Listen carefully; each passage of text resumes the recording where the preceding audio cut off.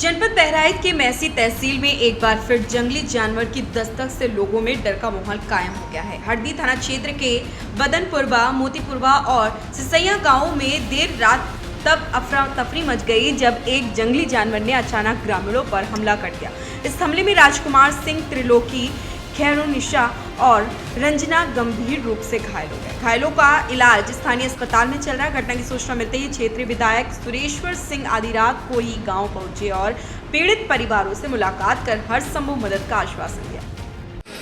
बम्भौरी के बदनपुरवा में 2 घटनाएं हुई और सिसैया चूड़ामड़ के 2 पूर्वे में, एक सिसैया के और एक मोतीपुरवा में 4 घटनाएं हुई।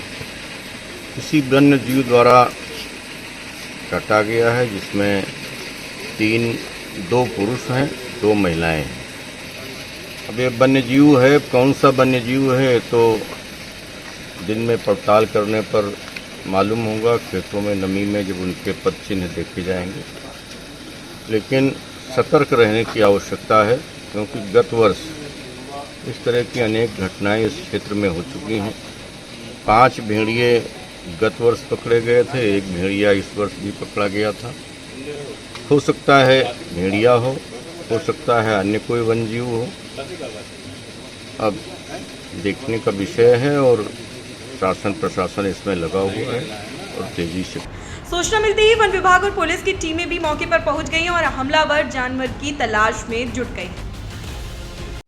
4 लोगों पर हमला हुआ है, जिसमें 2 पुरुष 2 महिलाओं पर वन्यजीव के द्वारा हमला किया गया है और उनका प्राथमिक उपचार कराया गया है और उनको टिटनेस और रेबीज से संबंधित इंजेक्शन लगाने की व्यवस्था की जा रही है। फिलहाल ग्रामीण दहशत में है और पूरे इलाके में दहशत का माहौल बना हुआ है, क्योंकि पिछले वर्ष भी इसी इलाके में खूंखार भेड़ियों का आतंक था। इस वजह से लोगों में एक बार फिर दहशत उत्पन्न हो गई है।